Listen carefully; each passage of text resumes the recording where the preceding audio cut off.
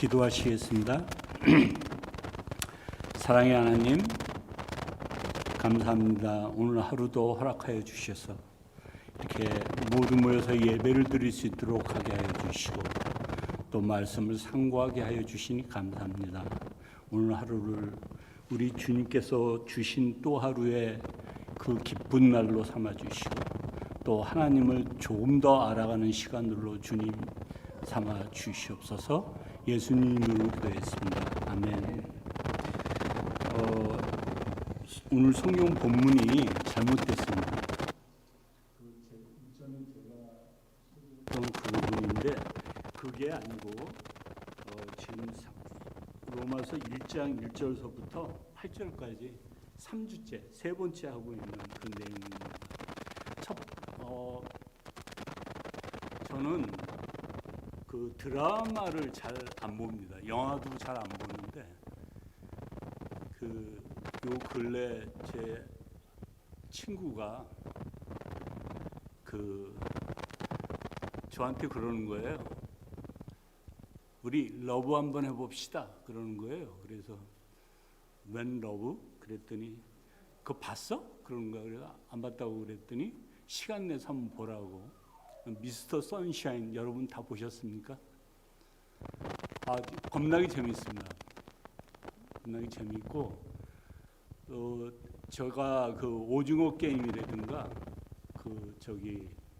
그렇게 봉준호 감독의 그 대히트를 쳤던 그 드라마 뭐였죠? 갑자기 생각이 안 나네. 네? 기생충. 그것도 보다가 말았고 이렇게 영화를 별로 안 좋아합니다. 근데 이 첩보 영화라든가 이 실화로 된 영화는 제가 굉장히 즐겨 봅니다. 그런데 미스터 선샤인을 보면서 굉장히 가슴이 아팠어요. 우리의 현대사, 근대사, 실제적으로 그 인물들은 전부 가상의 인물이고 이야기는 중요합니다만 시대적 배경이라든가 사건들 같은 경우는 실제로 있었던 일이 이었기 때문에 저런 가상의 인물들이 있을 수 있겠구나라는 걸로 봤고 또 새드 엔딩이지 않습니까? 참 재밌게 봤습니다. 그런데 배경을 모르고서는 그 드라마가 그렇게 와닿지가 않잖아요. 그래서 우리는 어떤 사건이 있으면 그 시대의 배경을 잘 알아야 되는 그런 이해를 하기 위해서 그렇습니다. 로마서 이 바울이 쓴 편지도 로마서를 쓰던 당시에 그 시대적 상황을 우리가 잘 알지 못하면 이 글을 잘못 해석하는 수가 있고 또 많은 실수를 하는 경우가 성경을 읽으면서 오늘날 21세기로 해석을 해요. 그러면 하나님의 이 기록한 의도가 달라지는 거예요. 그래서 우리는 그 시대적 배경을 잘 알아야 됩니다. 지금의 한국의 상황, 우스갯소리로 덜 민주당이니 국민의 지민이 하는 그런 정당들의 태동과 그들이 하는 정치적 행태들이 해석을 하려면은 우리나라의 근대사, 현대사를 다 이해해야 돼요. 그러지 않고서는 저들이 지금 하는 일들을 잘 이해 못하세요. 미국도 마찬가지입니다. 미국 근대사, 현대사들을 여태까지 잘 안 들렸습니까?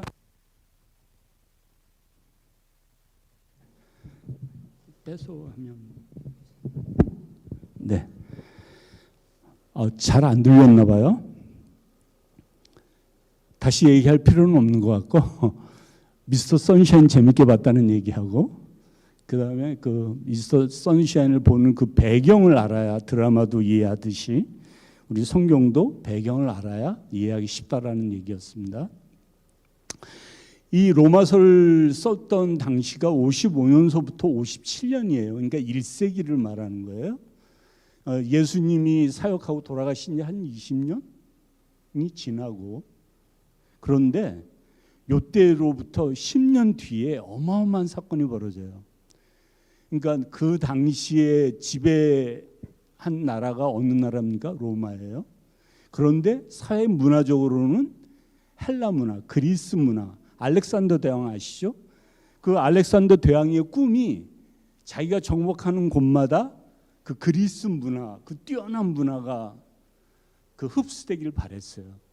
그런데 그 문화가 뛰어나서 그랬는지 어떤지 몰라도 그 알렉산더 대왕이 죽고 난 다음에도 그 문화라든가 이런 사회 같은 면이 영향을 굉장히 많이 받았어요. 그래서 여러분들은 혹시 들어보셨는지 모르겠어요. 그레코 로만이라는 거 들어보셨죠?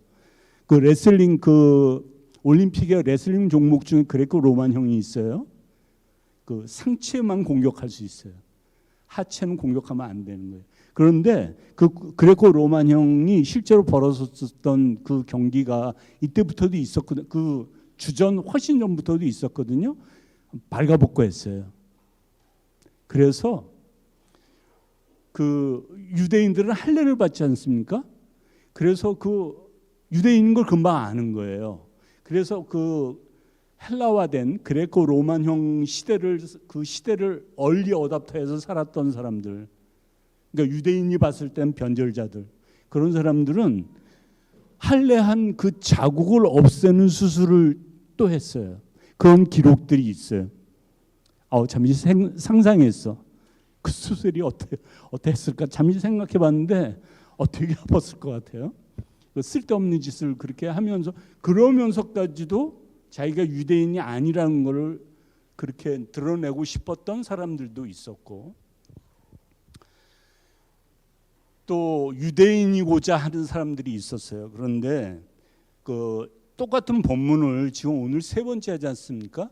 그 이유는 뭘까요? 중요해서 그렇습니다.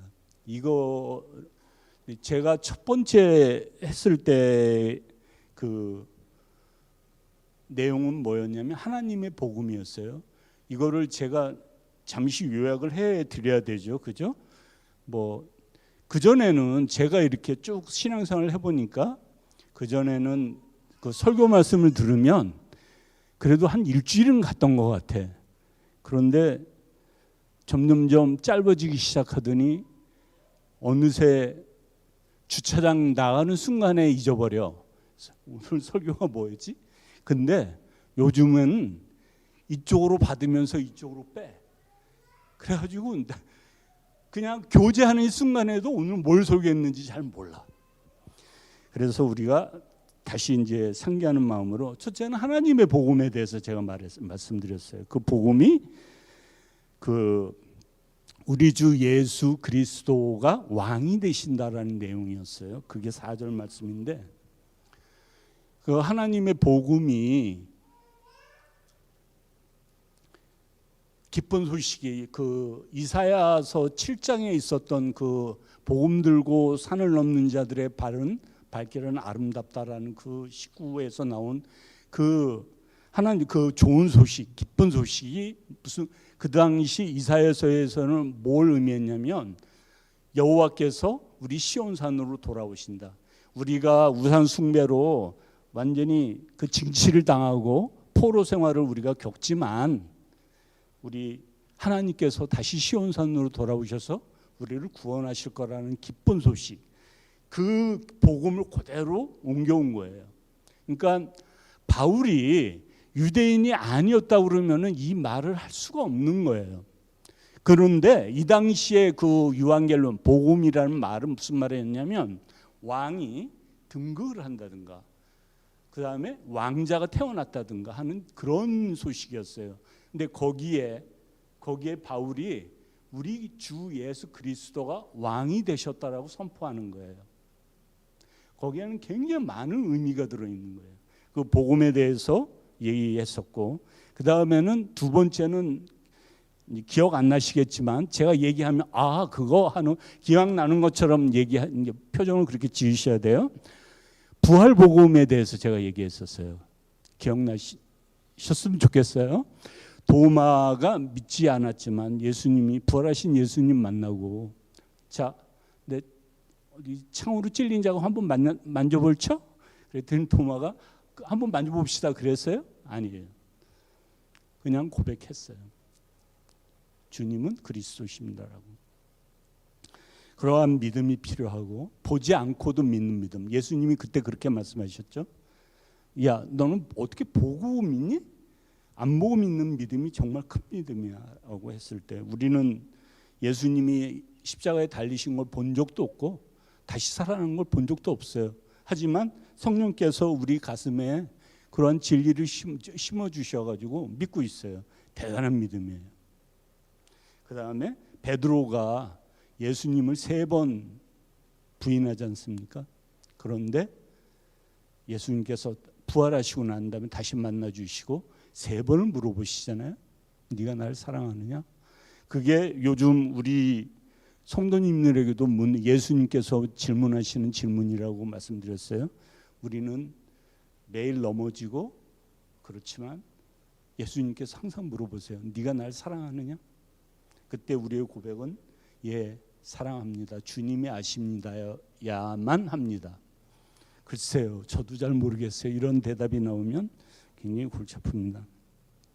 오늘은 그 설교 제목처럼 유대인 바울의 편지예요. 그런데 이 바울이 유대인이라는 사실이 굉장히 중요해요. 아무것도 아닌 것 같지만 아니 그거 당연한 얘기 아니야? 바울 유대인 아니야? 그런데 이 성경을 해석을 하면서 어떤 해석들이 나오냐면 바울이 유대인이었지만 그 당시에 그 헬라 시대 그레코 로만 시대의 영향을 받아서 유대교를 공격했었다라고 생각하는 학자들이 나오기 시작했어요. 그래서 바울은 유대인이었지만 헬라화된 사람이다라고 주장하는 학자들이 나오기 시작했는데 요즘에 그 통설이라고 그러죠. 다수설은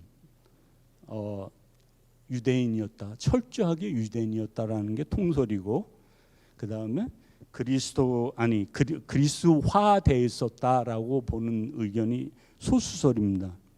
그런 의미에서 지난번에 그 우리 담임 목사님께서 박용호 목사님의 에클레시아라는 그 책을 소개하면서 예수님 재판이 그리스화된 그 데모스, 그러니까 민주주의적인 정치 세력이 합의낸 그러한 재판이었다라고 하는 그 박용호 목사님의 그 박사 논문을 근거로 해서 그렇게 말씀하신 적이 있는데, 저는 그 박용호 목사님의 의견에 반대되는 생각을 갖고 있습니다. 이 박용호 목사님이 가지고 있는 근본적인 생각은 뭐냐면, 그 당시에 유대 그 팔레스타인이라는 그 이스라엘 나라가 그냥 그 그레코 로만 시대라는 그 시대 안에 외롭게 떠 있는 섬이 아니었고 영향을 강력하게 받았고, 예수님 재판도 그래서 그 데모스, 그 민주정치화된 그러한 모임, 정치 집단 모임화된 그런 재판이었다라고 보는 건데, 저는 아니라고 보거든요. 왜냐하면 그 의견을 받아들이려면 바울이 그 스테판 집사를 돌로 쳐 죽인 사건을 설명할 수 있어야 돼요. 그 다음에 지금 편지가 쓰여진 데가 55년에서 57년인데 조금 더 있다가 62년에 예수님 동생 야고보가 또 돌로 맞아서 죽어요. 그 사건도 설명해야 돼요. 그거는 로마의, 만약에 박용호 목사님 그 의견이 맞다면 그 사건들도 정치화했어야 해요. 아니에요. 그 죽은 사건은 전형적인 이스라엘의 카할이라고 하는, 그러니까 교회라고 번역된 그 옛날 히브리 말, 그 회중의 그 하나님의 명령에 의한 당연한 그 모임이었어요. 그래서 그분의 그 모임이 민주적이었다라고 민주정치화된 그런 사상이 개입됐다라고 본다라고 말하는 건데, 그게 저는 굉장한 그 착각이고, 우리나라의 교회가 요즘의 교회가 망가진 이유가 그 중에 하나라고 보는 거예요. 교회는 민주주의가 아니에요. 옛날에 그 회중들의 모임, 이스라엘 백성 공동체의 모임도 민주주의가 아니에요. 하나님의 신정 독재 정치예요. 이걸 착각하시면 안 돼요. 지금 우리 민주주의의 하에서 살고 있으니까 교회도 민주주의라고 보면 안 돼요. 예를 들어 볼까요? 자, 우리 생명성 교회 성도님들이 모여서 투표를 했어요. 우리 이제 헌금하지 맙시다. 투표율이 99.99%로 찬성이 됐어. 그럼 헌금하지 말아야 돼요? 아니에요. 제가 다니던 교회, 오래 섬기던 교회에서도 투표를 자주 했어요. 뭐 좀 시끄러운 일이 많아서. 그래서 저는 그 투표를 굉장히 반대했었던 사람 중에 한 사람인데, 왜냐하면 교회는 하나님의 신정 독재 정치고 성령님에 의해서 다스려지기 때문에 만장일치제가 맞다라고 저는 보는 거예요. 만약에 반대하는 사람이 있으면 기다리는 거예요. 하나님의 뜻이 이렇다라고 설득을 하고 기다리는 거예요. 서로 기도하면서 만장일치가 될 때까지. 그게 진정한 하나님의 공동체예요. 그런데 그걸 투표를 해서 80%가 나오는 거야. 그러면 통과가 되는 거예요. 그리고 주장하는 게 뭐냐면, 투표에서 80%가 나왔잖아요. 근데 왜 이렇게 말들이 많어? 잘못된 거예요. 그래서 교회에서 담임 목사님은 전 교인이 몰려와서 따져도 노라고 할 수 있어야 되고, 단 한 분이 찾아와도 예스라고 할 수 있어야 돼요. 왜냐하면 우리 기독교인들은, 하나님을 믿는 사람들은 모든 행습의 근거가 하나님의 말씀에 있어요. 민주주의가 아니에요. 사도 바울은 그런 유대인이고자 했어요. 바울이 예수님 만나기 전에 무슨 짓을 하고 다녔죠? 스데반 집사 죽이고 대제사장한테 허가받아서 잡으러 다녔어요. 예수 믿는 사람 잡으러 다녔어요. 왜 그랬을까요? 왜 그랬을까요? 이유가 있을 거 아니에요. 그 당시에 유대인들 파는 많아요. 당파는 많지만 공통적으로 가지고 있는 게 뭐냐면, 우리 이스라엘 백성들은 하나님의 선민 백성이다. 하나님께서 우리를 택하셨다. 우리는 하나님 택하신 백성이다라는 그 선민의식이 어마어마했어요. 그 다음에 율법. 하나님과 계약으로 받은 그 율법이기 때문에 그거를 목숨보다 소중하게 여겼어요. 모세 오경만 우리가 따라야 하느냐, 아니면 모세 율법과 함께 다른 성경서들도 우리가 선지서나 시가서도 다 믿어야 되느냐, 아니면 그 율법을 지키기 위해서 장로들이 또 따로 만들어 놓은 그 장로들의 유전이라고 하는데 그 율법까지 지켜야 하느냐, 그런 차이는 있을지언정 율법은 그 사람들한테는, 이 1세기 이 유대 사람들한테는 목숨과도 같았어요. 안식일을 지키는 거예요. 적군이 쳐들어오는데 오늘 안식일이야. 그럼 다 죽었어요. 그냥 성전에서 다 목숨을 기꺼이 바쳤어요. 그럴 정도로 열심히 했던 사람들이에요. 근데 새로 생긴 기독교인들은 지금 뭐라고 말하고 다니는 거예요? 하나님께서 약속하신 메시아가 예수다. 그걸 주장하고 다니는 거예요. 근데 십자가에 달려 죽었어. 십자가에 달려 죽은 거는 그 신명기에 의하면 저주받은 사람이에요. 메시아가 될 수가 없는 거예요. 그래서 신성 모독을 하고 다니는 거야, 이것들이. 그래서 그 사도 바울을 비롯한 그 열심당원들이 잡으러 다니고 그랬는데, 여러분 이때가 지금 어느 때냐면 55년에서 57년이라고 그랬잖아요. 그러다는 사도 바울이 그래 잡으러 다니고 막 그럴 때는 훨씬 전이에요.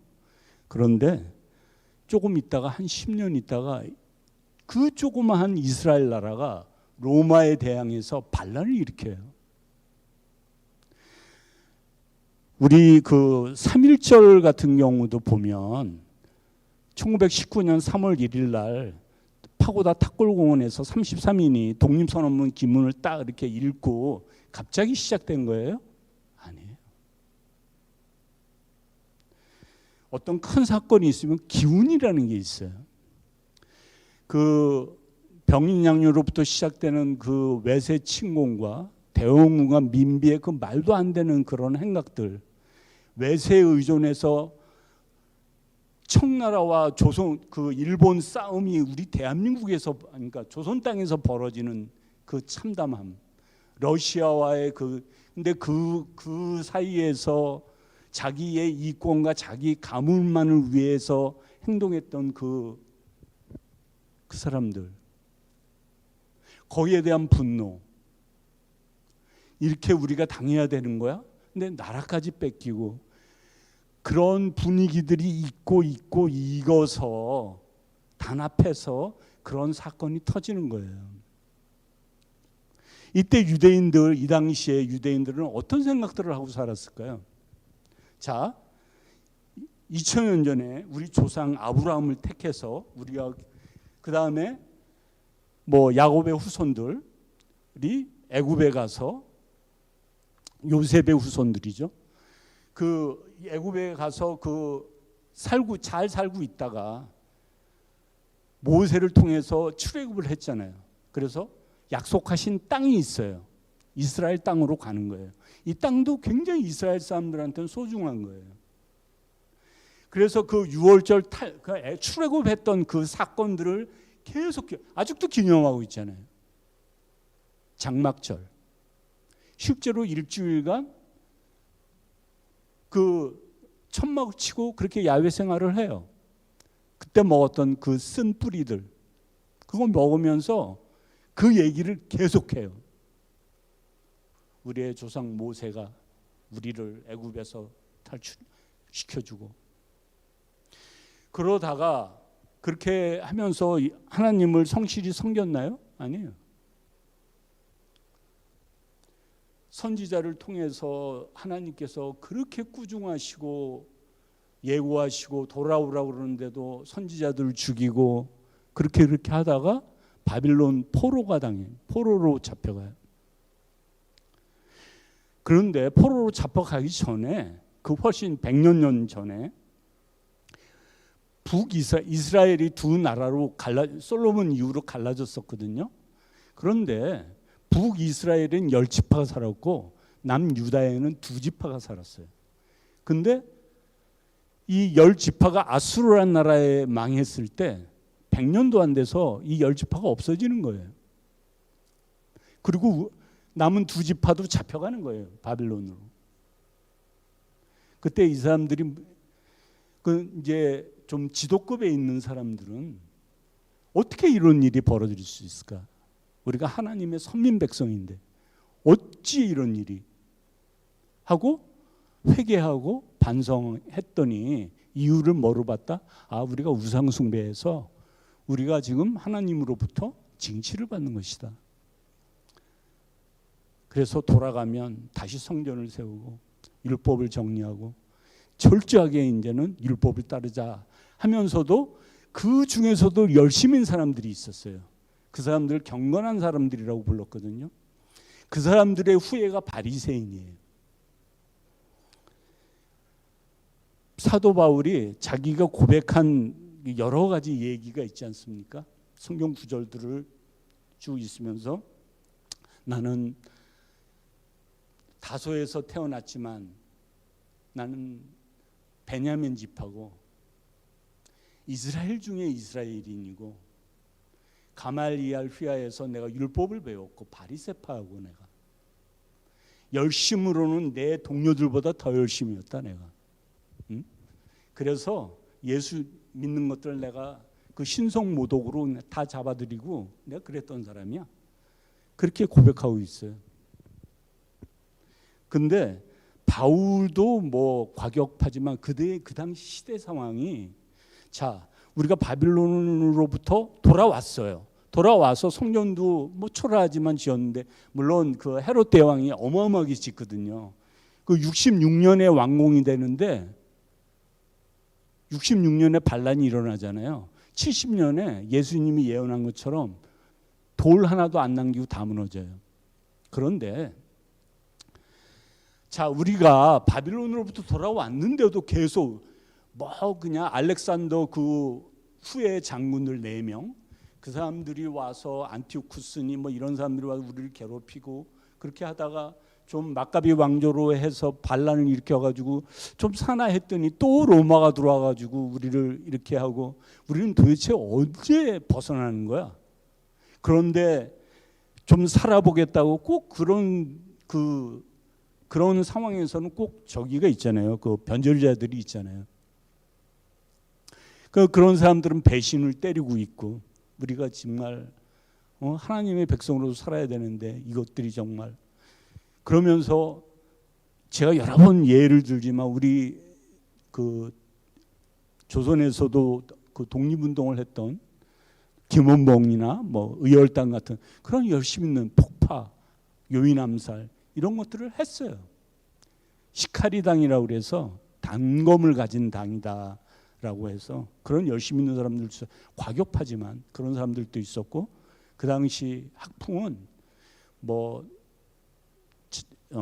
우리 성도님들은 잘 모르시겠지만 그 바리새파에도 2파가 있거든요. 뭐 좀 과격한 사람들이 있고 조금 유한 사람들이 있었는데, 바울은 굉장히 과격했던 것 같아요. 그 행적으로 봐서 그랬던 사람이에요. 그런 사람이 예수를 만나는 거예요.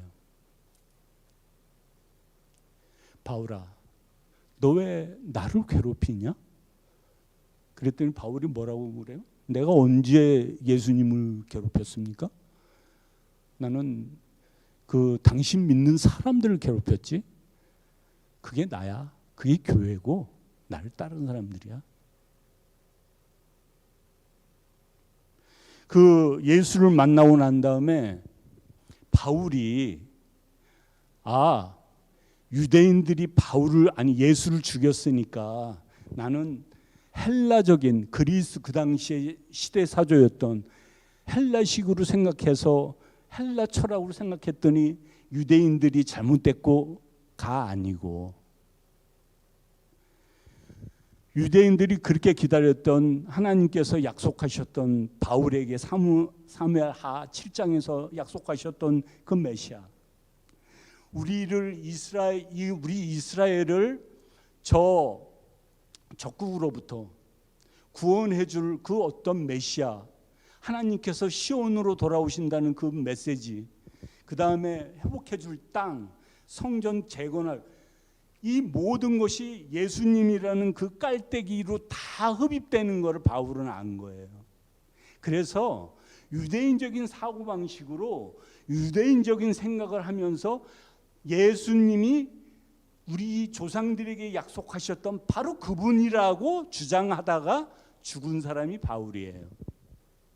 그러니까 유대인이었다는 게 얼마나 중요한지 몰라요. 예수님도 유대인이었어요. 예수님도 태어난 지 8일 만에 할례 받고, 너무 가난해서 바칠 물건은 비둘기. 그때 가난한 사람들은 비둘기를 바쳤거든요. 어떤 그 1세기 기독교 역사를 연구한 사람 중에 한 학자는 예수가 부자였다라고 그렇게 말을 하는 사람이 있어요. 물론 그 한 사람이고 찬성하는 사람은 없어요. 그런데 그 당시에 이스라엘 사람이 땅이 없다는 거는 사실은 말이 안 돼요. 그죠? 왜냐하면 그 여호수아 지휘하에 팔레스타인으로 들어가잖아요. 약속받은 그 땅으로 들어가서 땅을 배분받거든요. 그런데 사람이 살다 보면 가난해지기도 하고 사건도 사연도 생기고 그러지 않습니까? 그래서 자기 재산을 팔아야 되는 경우도 있고 돈을 빌려야 되는 경우도 있고 그런 일이 생기잖아요. 하나님은 그것도 예상하셔서 야, 너희들은 내가 택한 백성들은 말이야, 빚이 없어야 돼. 그러니까 희년 매 6년 7년째에는 모든 거 다 돌려줘. 그리고 49년 대희년제에는 모든 걸 다시 원위치시켜. 그런데 그 유대문서 어떤 기록에도 이 희년이 지켜졌다는 기록이 없어요. 그리고 우리가 생각해 보자고요. 자, 7년째 모든 빚이 탕감되는 거예요. 그러면 우리가 저같이 머리 좋은 사람은 6년 11개월째 돈을 한 50만 불 빌려.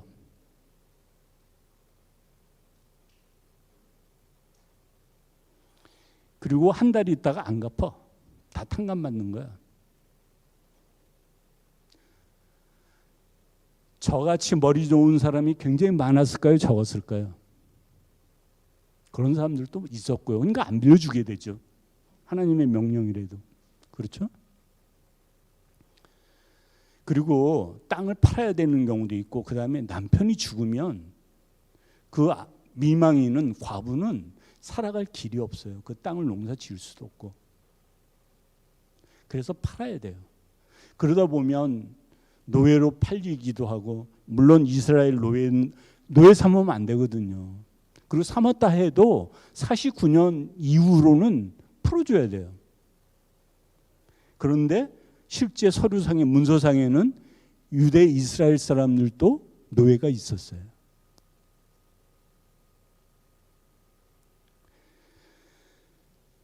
이러한 그 인간의 죄성, 이런 것들을 쭉 받으면서 태어나서 땅이 뺏기기도 하고 얻기도 하고 그래요. 그래서 예수님은 가난했어요. 그리고 요셉이 그 나사렛 지방으로 이사간 다음부터는 성경에 나타나지를 않아요. 그래서 많은 학자들이 요셉이 결혼할 때 나이가 많았을 거다. 여자는 보통 13살 때 결혼을 했다고 해요. 그 당시에. 그러니까 마리아는 계속 나오는데 요셉은 나오지를 않아요. 성경상에 나타나지를 않아요. 그래서 나이 많아서 결혼을 해서 일찍 죽었지 않았을까, 그렇게들 생각을 해요. 추측이에요. 그거는 뭐 우리가 알 수가 없는 일인데, 어쨌든 예수님이 그렇게 목수로 가난하게 살았어요. 그 당시에 목수는 말이 좋은 목수지 그냥 일꾼이에요. 그래서 허드렛 일을 많이 했을 거예요. 근데 그렇게 하면서도 10살 때 성전에서 랍비들하고 토론을 벌이잖아요. 그럴 정도로 똑똑했던 것 같고 그래요. 그래서 근데 예수님이 내가 메시아다 라고 하는데, 그 대제사장들이 사도행전에 보면 예수님을 죽이기 위해서 어떤 모략을 꾸미냐, 왜 죽이려고 했나요? 대제사장이 이렇게 말합니다. 야, 너네들이 진짜 뭘 모르는데 우리가 안전하게 우리의 권력을 지금 가지고 있으려면 저 예수를 죽여야 되는데 인기가 많아. 어떻게 죽여야 되는 줄 알아? 그 반역죄로 죽여야 돼. 그리고 메시아라고 그러는데 나무에 십자가에 매달려서 죽여야 돼. 그 당시에 십자가에 매달려 죽는 형은 무슨 형밖에 없었다고요? 반역죄밖에 없었어요. 근데 로마 사람들이 반역을 일으켜도 십자가에 죽이지는 않았어요. 그래서 로마 사람이 아닌 사람들을 반역을 저지르면 노예건 도망간 노예도 십자가형이었다고 해요. 그래서 예수님이 그렇게 죽어요. 그러니까 박용호 교수님이 그 민주정치제였다라고 하는데, 그때 막 그 사람들이 소리를 지르잖아요. 십자가에 박으시오, 박으시오. 근데 그 사두개인들이 대제사장이 권력을 잡고 있었던 그 사람들이 그러한 정치적인 압력을 빌라도 총독에게 할 수 있을 만큼의 그 지식은 있는 거예요. 그렇다고 해서 그 사람들 헬라화 되었다라고 말하면 안 돼요. 예를 들어서 1935년에 일제시대 때 태어난 사람은 갑자기 태어났어요. 태어나니까 일제시대야. 그래서 그 사람들이 학교를 다니고 일본 이름을 가지고 있었다고 그래서 다 그 변절자들은 아니에요. 친일을 한 사람들은 아니라고요. 우리가 친일이라고 부르는 사람들은 저 위에서 자기네들의 영화를 위해서 그 했던 사람들을 갖다 친하라고. 근데 그 일본 병사들 중에서도 장교급이 아니면 친일 그 명단에 오르지 않아요. 그런데 병사도 오른 경우는 있죠. 북간도에서 간도사령부 특설대라고 그래서 그 한국 사람들로만 이루어진 일본 군대예요.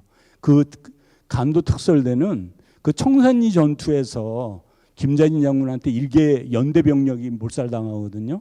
그 보복으로 그 만주지대에 있는 그 한인들, 그 다음에 독립군들 잡아내기 위한 특설대예요. 그 특설대만큼은 일반 사병이라도 친일 행적 리스트에 올라가요. 모르셨죠? 근데 왜 내가 그런 걸 알아야 되지? 근데 어쨌든 간에 꼭 일제시대 때 태어났다고 그래서 일본 사람이 아닌 것처럼 그 당시에 있는 사람들도 그 시대의 그 시대적 상황을 이용은 했어요. 하지만 그렇다고 해서 그 사람들이 헬라화되지는 않았어요.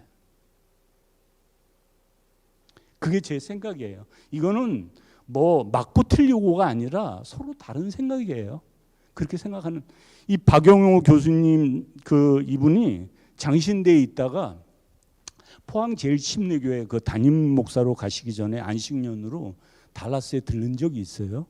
그때 제가 식사 대접을 하고 같이 교제를 한 적이 있는데 이분이 그 저랑 같이 불광동 연신내에 있는 기도원에서 학생 리더 전도대회에서 그 구원 받으신 분이라고 그래서 서로 되게 반가워했던 그런 기억이 있습니다. 그리고 굉장히 젠틀맨이시고 그 똑똑해요. 그 아시잖아요. 그러니까 한번 대화를 조금만 나눠보면 이 사람 보통 아니구나라는 걸 느끼잖아요. 왜 그 중국 영화 보면 그 강호의 그 고수들이 딱 나타나가지고 서로 이렇게 이렇게 그 째려보면서 그러잖아요. 고시와 통칭바워스 쉬어요. 뭐 이러잖아요. 고수임에 틀림이 없어. 빈틈이 없구만. 뭐 이런. 그렇지만 그분 논문을 쓴 그 에클레시아 교회라는 그 논문은 굉장히 잘된 논문인데도 제가 동의하지는 않아요. 그리고 많은 사람들이 동의하지 않아요. 그 논문은 그런 거예요. 철저하게 예수님도 유대인이었고 그 예수님은 하나님께서 그 유대인들이 그 2000년 동안 기다려온 하나님께서 그 보내주시겠다고 한 그 메시아임에 틀림이 없었고 성전, 이스라엘 사람들이 목숨과도 같이 여겼던 성전, 땅, 그 다음에 율법 이런 것들이 예수님께서 내가 율법의 마침이고 내가 성전이고 내가 날 죽여봐라. 내가 3일 만에 다시 태어날 거다. 땅, 이제는 땅이 아니라 신령과 진정으로 예배드린다. 그런 날이 온다. 여기도 아니고 저기도 아니고. 사도 바울은 이게 예수님이구나. 하나님의 계획은 여기에 있었구나. 이 예수님으로부터 다시 시작되는구나. 이제부터는 이스라엘 백성의 그 특권의식, 우리만이 율법을 지키고 우리만이 율법을 가지고 있고 우리만이 할례를 받고 우리만이 하나님의 택한 백성이고 우리를 구원하기 위한 메시아가 올 것이고 이게 모두 바울이 그 예수님을 만나고 난다면은 이 절정이 예수님으로 인해서 다 이루어지는구나. 바울은 예수님의 최대 해석자예요. 이분이 쓴 이 성경 데살로니가 전후서가 제일 먼저 쓰여졌다라고 보통 말하는데 그 이후에 복음서가 쓰여지고 해요. 그러니까 신약 성경을 제일 먼저 쓴 사람이 바울이에요. 그러니까 그 다음 쓴 사람들도 영향을 받았겠죠. 특히 마가 같은 경우는 같이 선교도 했었으니까 바울하고. 그렇죠? 그래서 물론 바울이 고린도 전후서에 보면 그 당시에 유행하던 시인들, 철학자들 말을 인용하기도 해요. 그렇다고 해서 이 사람이 헬라화된 건 아니에요. 이 사람은 철저하게 유대인이었어요. 그래서 유대인들에게, 믿지 않는 유대인들에게 계속 설득하는 거예요. 이분이 메시아고 이제는 너희의 그 특권의식, 너희가 유대인이기 때문에 받았던 그 특권의식은 버리고 지금부터는 다시 하나님의 계획에 순응한 그 예수님을 믿어야만 하나님의 백성이 된다라고 설득을 하는 거예요. 그랬더니 유대인들은 2000년 동안 아니 왜 그거를 바울을 말을 그렇게 못 알아듣고 그래 사람들이? 여러분 같으면 받아들이겠어요? 2000년 동안 대대로 계속된 교육, 암기 그걸로 완전히 체화가 된 사람들인데 어느 날 갑자기 십자가에 달려 죽은 사람이 메시아래. 근데 뭐 병도 고치고 했어. 근데 그런 특별한 일을 했던 사람들은 있어요. 그 다음에 특별한 군사 행동을 하다가 십자가에 달려 죽은 사람 많아. 그런데 지금 바울이 뭐라고 말해요? 4절에서 보니까 성령으로는 죽은 사람들 가운데 부활하심으로 그분이 메시아라는 걸 확증하셨다는 거예요. 여태까지 부활한 그 반란 두목이나 십자가에 죽었던 그 반란을 주도했던 사람들은 없잖아요. 바로 이분이라는 거예요. 그래서 바울은 계속해서 그 예루살렘 유대인들 특별히 믿으면서도 완벽한 구원을 이루기 위해서는 이방인들 너네들도 할례 받고 절기 지키고 안식일 지키고 해. 그 대신 그렇게 안 하면 난 너희들하고 식사도 못 해.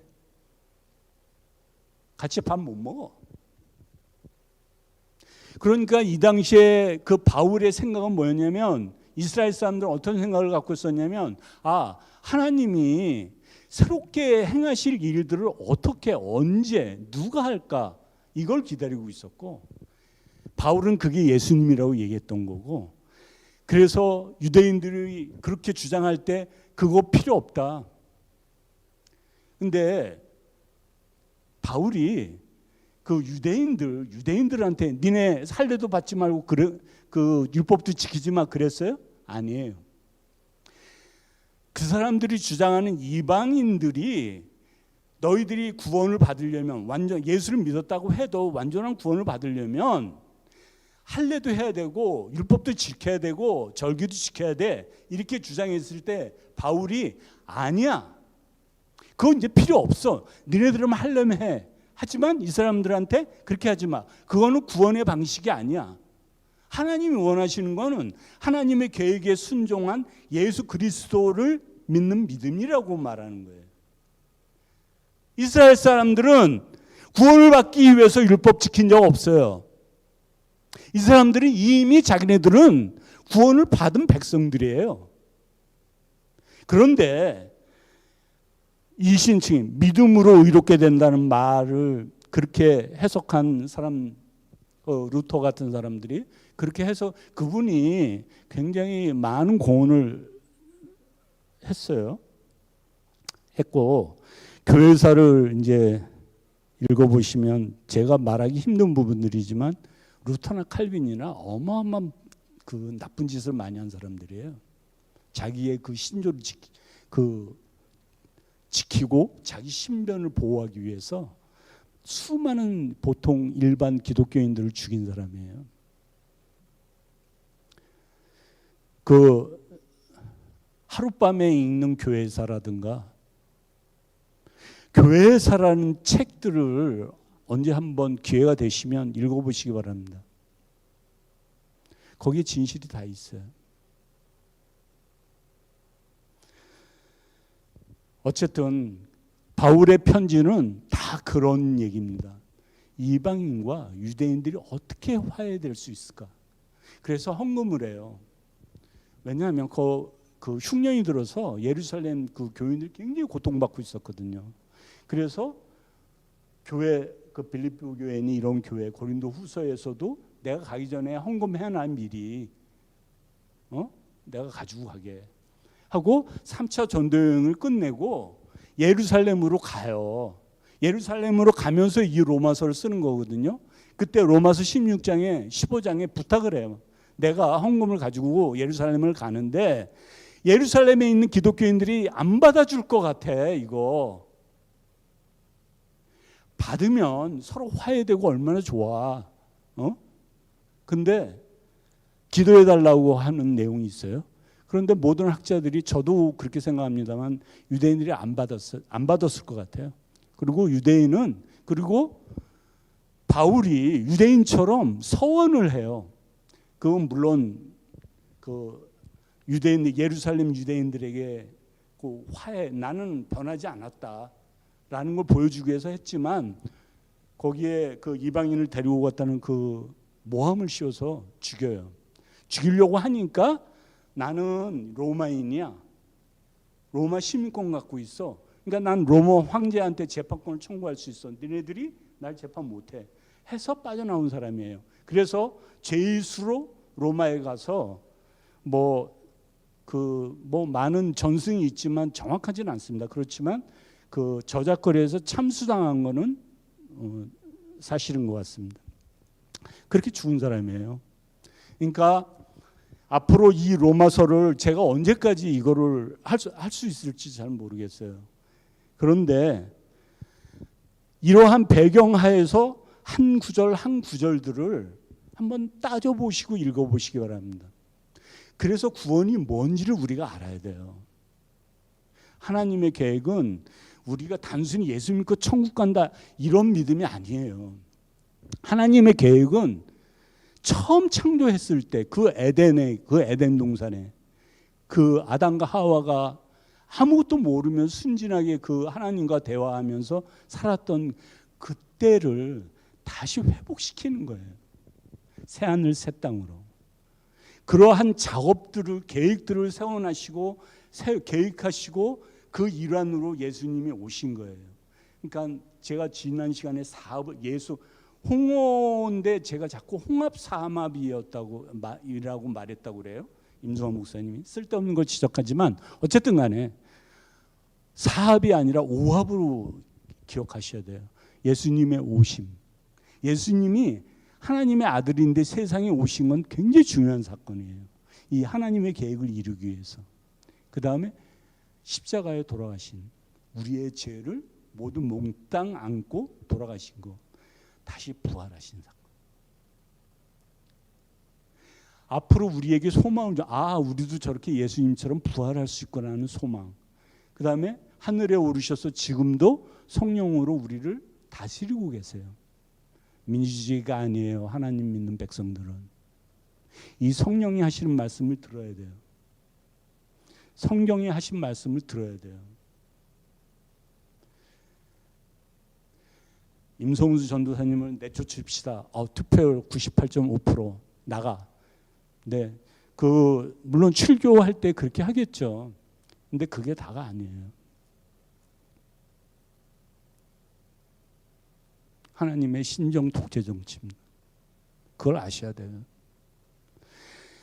민주정치라고 하는 순간서부터 인간의 생각들이 들어가거든요. 교회에. 그래서 외관으로 커지고 교회에서 비자금이 왜 1,000억씩 나와야 돼요? 다 하나님의 뜻을 다 저버린 행동들이에요. 그래서 다시 오셔서 우리가 하나님 백성으로서 살았던 그 모든 고난들, 어려움들, 그런 것들이 니네가 맞았어. 너희 내 백성이야 하고 인정해 주실 때 다시 회복된 새하늘 새 땅에서 영원히 사는 그 소망을 가지고 살아야 되는 거예요. 그러기 위해서 우리가 하나님 백성답게 이 삶을 살아내야 돼요.